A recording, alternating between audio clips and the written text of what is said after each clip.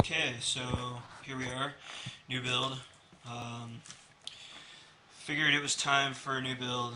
This is my old computer. It's a Cooler Master Cosmos S. Love the case. It's worked great for me. Um, but this is a pretty dated system.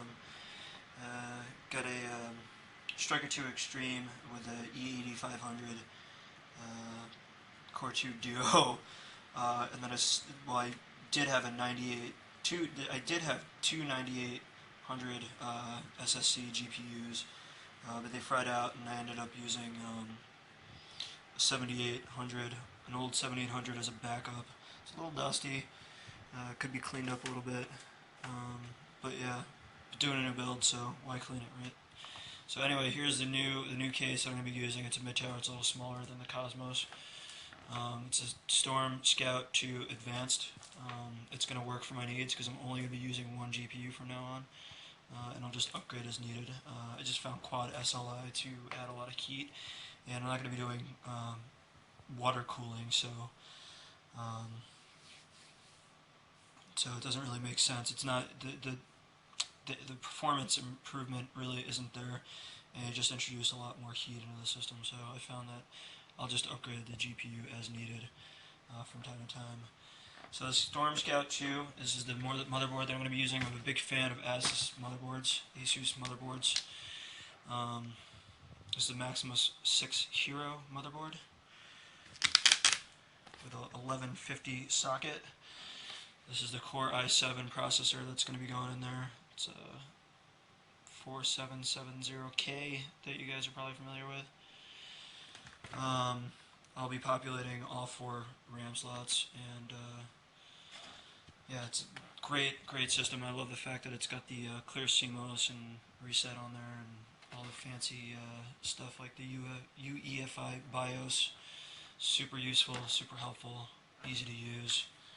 Overclocking is a snap.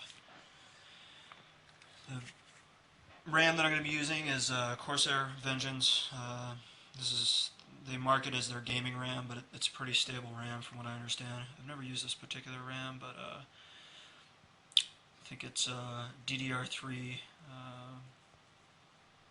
4x4.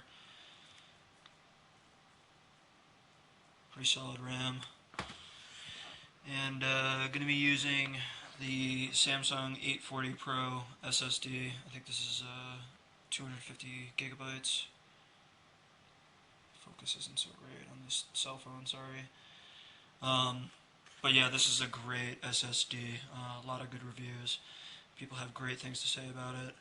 I'll be putting my operating system on this as well as games. And then all my media, music and movies, stuff like that, will be going on to, this is closed right now, but that's basically it's a Western Digital Velociraptor, runs at 10,000 RPM, and I think it's 500 gigabytes. It's hard to get excited about fans, but I really like these.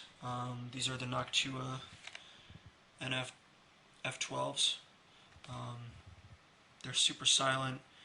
They have a great design to reduce noise, and they push out a ton of air, so they're a little more spendy, but they're absolutely awesome. I'm going to be using those, just using Velcro ties to tie all my cables down. I find that those are a little nicer than zip ties. They're easy to work with. You don't have to get scissors out and trim stuff down, and you can reuse them as you need. For Blu-ray, DVD burner, DVD drive, I just have an LG DVD, nothing too fancy with that. I think it's 13X. And then for our power supply, I have an 860 AX platinum rated, 80 plus platinum rated power supply, fully modular, so that's going to be really easy to use. And then for my CPU cooler, I'll also be using, you can see a trend, I really like Corsair. I think they make great products, and they've been making this sort of all-in-one Hydro series CPU cooler for a couple of years now, and I think this is like maybe their 5th iteration. And it's the H100, and it's got 3 different settings on it. and for a closed loop system, it's pretty good, and I think it'll work for what I'm trying to achieve.